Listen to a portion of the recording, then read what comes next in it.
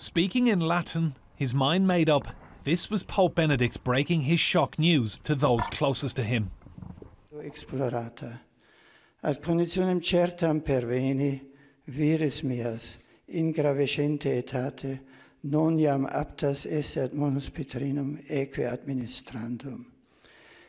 Bene consciusum hoc munus secundum suam essentiam spiritualem non solum accendo et loquendo exequi debere, sed non minus patiendo et orando.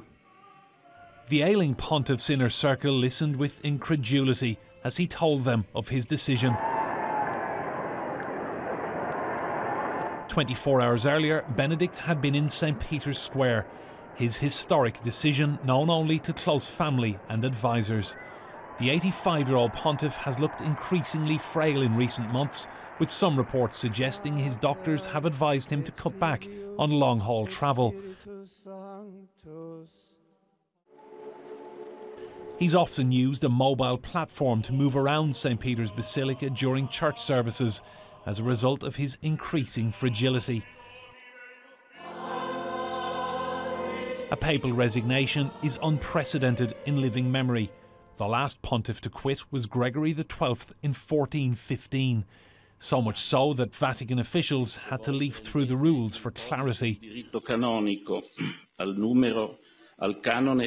This is a formal decision from a legal point of view. We can take it directly from canon law. Canon 332, paragraph 2, one can read in the case when the Pope decides to resign from his office in order to make sure it's valid. The resignation has to be done freely and it must be expressed of his own free will. Those close to the Pope praised his bravery and determination in reaching this decision. I was very surprised, but I understand it because of the situation. He alone can decide how physically and mentally strong he is, just like only he alone can evaluate the post he held. Based on this evaluation, he took a responsible decision, which I respect. Elsewhere, the overwhelming reaction was one of shock. I recognise that this is a decision which is full of the characteristics of Pope Benedict. There is in it great courage, there is in it great integrity and real humility. The past 15 months have seen Benedict embark on 3 major foreign visits. In November 2011, he went to Benin.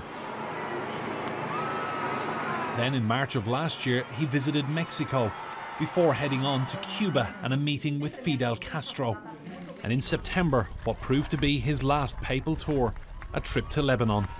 On each occasion, thousands of people turned out to welcome him. In almost 8 years as pontiff, Benedict provided unification and leadership. His predecessor, John Paul II, went down in history as one of the great popes. Benedict now makes history, but for very different reasons. Enda Brady, Sky News.